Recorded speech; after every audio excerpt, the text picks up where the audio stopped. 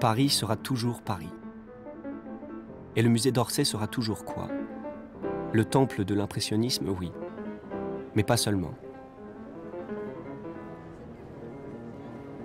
Post-romantisme, néoclassicisme, orientalisme, réalisme, naturalisme, académisme, impressionnisme, pointillisme, néo-impressionnisme, japonisme, nabi, symbolisme, cloisonnisme, primitivisme, art nouveau, fauvisme, pictorialisme.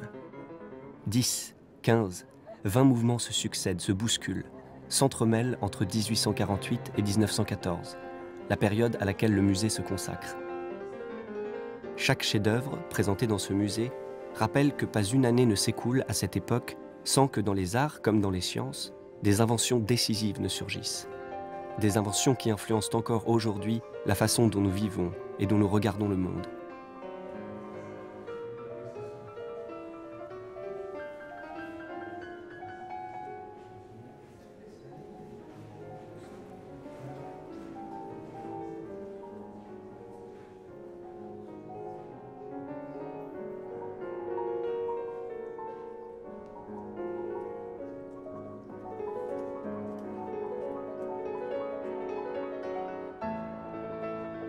Est-ce un hasard si tous ces prodiges, qui témoignent de la marche du XIXe siècle vers le progrès, se trouvent réunis dans une ancienne gare?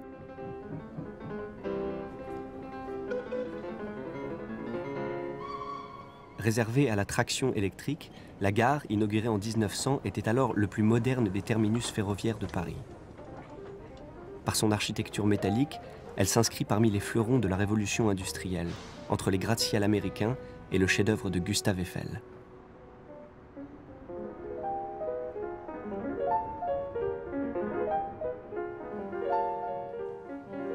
Spectaculaire souvenir du luxe belle époque, subsiste encore la salle des fêtes de son hôtel des voyageurs et ce restaurant où les visiteurs du musée peuvent, sous les dorures et au milieu des statues de marbre, se croire en instance d'embarquer.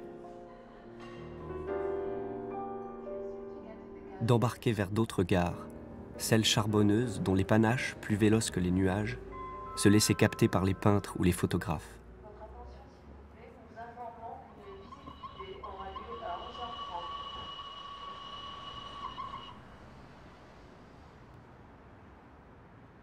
Sous la nef de l'ancienne gare, baignée de lumière, une allée de sculptures fait défiler plus d'un demi-siècle de statuaires, gardée à l'entrée par le lion de Bari, héritier du romantisme, chamboulé par la dynamique effervescence de la danse de Carpeau, que surplombe la raideur majestueuse du Balzac de Rodin, qui fascine aussi le photographe américain Edward Steichen.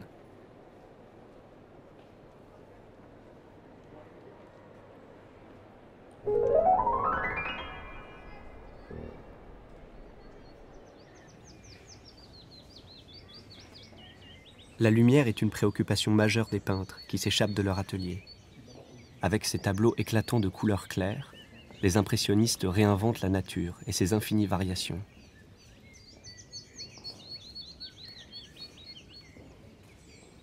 Installant leur chevalet en plein air, ils saisissent le miroitement du soleil dans les sous-bois, les bords de mer, les champs, les jardins.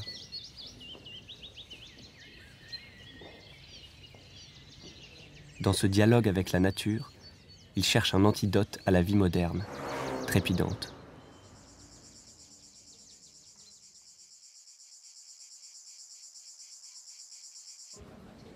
Le voyage, symbolisé par cette immense gare, devient une pratique courante des artistes. Grâce au développement du train et des moyens de transport, ils quittent Paris, s'aventurent de plus en plus loin.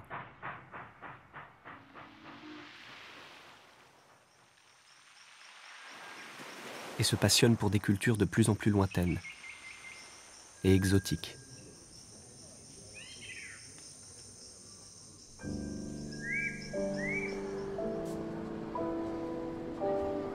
Le musée d'Orsay présente un curieux mélange de traditions préservées et de métamorphoses révolutionnaires.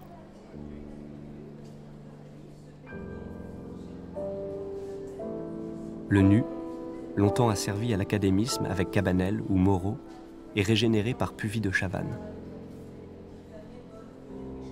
Franchement bousculé par le choc du déjeuner sur l'herbe, ou d'Olympia, que Manet place à la limite ambiguë et féconde de la tradition et de la modernité. ou totalement libéré de toutes les conventions, de toutes les pudeurs, avec Courbet et son origine du monde. Reconstruit enfin avec Cézanne.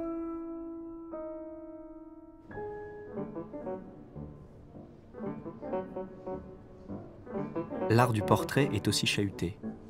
Les bourgeois se font portraiturer dans les poses nobles, de familles princières ou de rois.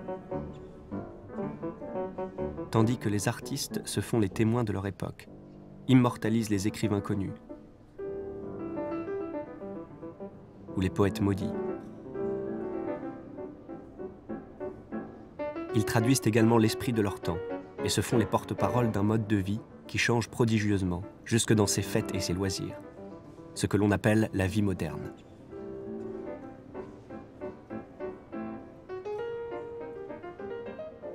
Ainsi, tout individu, grand ou humble, plongé dans ses activités quotidiennes, traditionnelles ou rituelles, trouve sa place en peinture.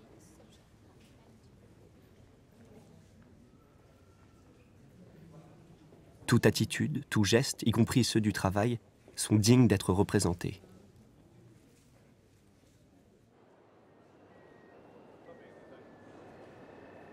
Le musée d'Orsay est un musée total, qui s'intéresse à toute forme artistique. La peinture et la sculpture, évidemment, la photographie,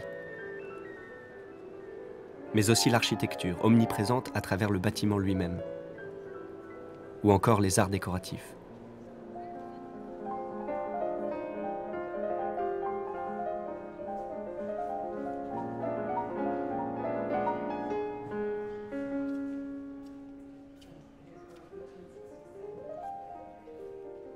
Chaque nouvelle visite permet de découvrir un nouveau tableau, une nouvelle sculpture, d'un artiste français ou étranger.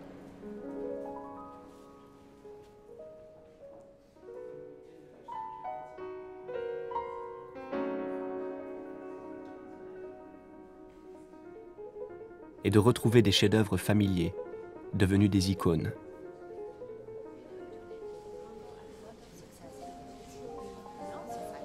Chacun repart avec sa moisson d'images, d'émotions, se promettant de bientôt revenir. Oui, revenir rêver, s'instruire, s'émerveiller dans les salles ou l'auditorium. Concerts, colloques, séances de cinéma, conférences. Et pourquoi pas participer un 21 juin, sous prétexte de fête de la musique, à cette apothéose du 19e, quand musiciens et publics envahissent la nef, se mêlent au peuple des statues pour célébrer ensemble l'art d'un siècle passé, où débute le nôtre.